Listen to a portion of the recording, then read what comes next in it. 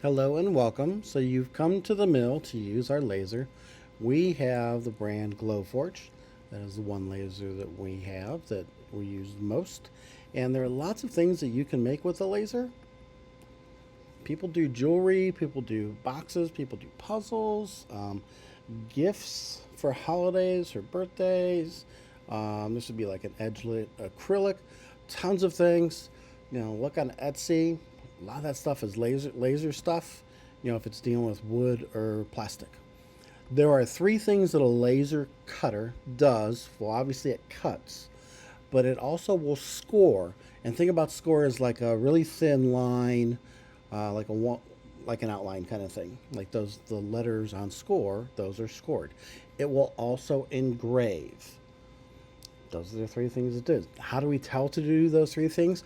Well, when we design something, we've got to give different colors. So the laser software interprets different colors as I want to do something different to this one. So it separates them out.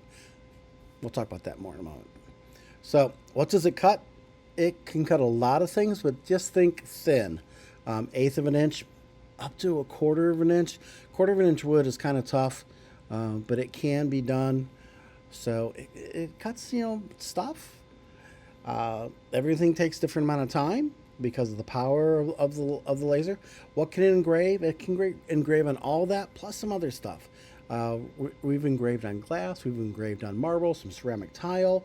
People have done different kinds of anodized or coated metal. You can't do just straight metal because the laser beam reflects.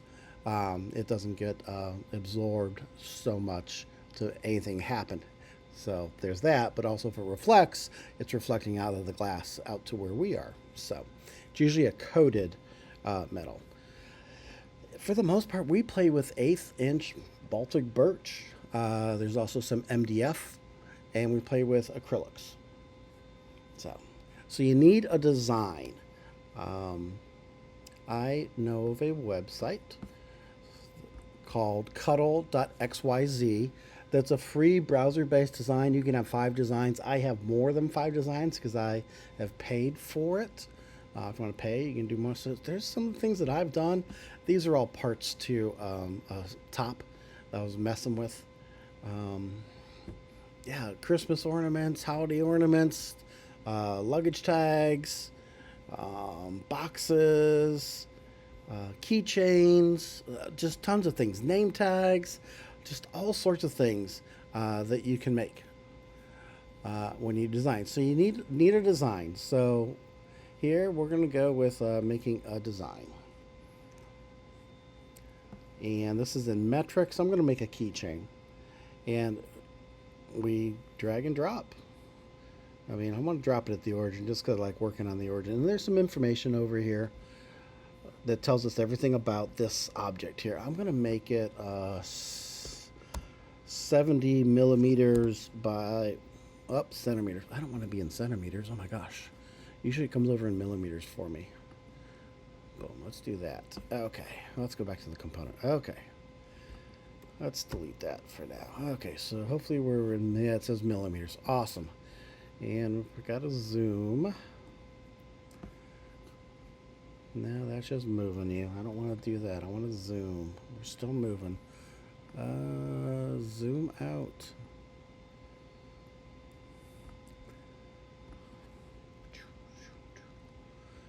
There we go. Okay.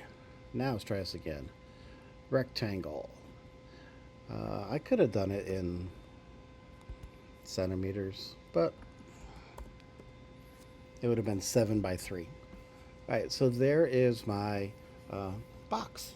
Now, I don't want a pointy box, squared edges, so modify all these different things up here for modify on how you change your shape and how you merge your shapes. Tools to explore. I'm just going to do something simple. We're going to round the corners and see a number here popped up for rounding, and you got to play with the numbers. I picked 2, and that gave me, yeah, it's a pretty decent rounded corner. Awesome. Okay, so now I also, because I want to cut this line, cut traditionally from what I've seen has been red. So I'm going to make that line red. You're either going to be stroke or fill. Fill is when you want to engrave. So there's that. Now I need a circle, don't I? Yeah, I need a circle because I'm making a keychain. So let's go 5. 5. Boom. I'm just going to move it in here. I could actually move it using these numbers over here if I wanted to. Again, I want to cut it, so that's red. And I want to put some text in here. Oh my gosh, it's got so many choices for text. I don't know what kind of car you want, what kind of car you got. So, and now I want to size it so I can just grab the corners if I want to. Or I can actually come over here to scale and put in numbers. It's going to make it bigger that way. All right, so we got that. So I want to fill that because I want to engrave that. So we're going to fill, and again, we need a different color. It went gray. I think I want to do black. It doesn't really matter, but I like having different colors. Solid, really different, distinctive colors, I mean. All right, let's do text one more time. I should have showed you. Here, click on text. Here's all the fonts they've got. Way too many fonts. Alrighty, so now let's pick text again. And bring this in here. I don't know. Let's go with, what year? What's a good year for Camaros? I don't know. I'm not really a car person. I just thought people might like that. Let's go with a 76 Camaro. Now, here's what I want you to do. Change the font to a single line font. And there's some choices here. We'll just go with that one. Okay? Because I want to do 3 different colors so I can make it do scoring on one. So you can see the scoring. And then fill and cut, which are the basic 3 things we can do. So I want stroke, but I want to change it to another color. Some places like blue, I like purple. Okay. So there's a design. I've got red for cuts, purples that I'm going to change the score, and then black for engrave.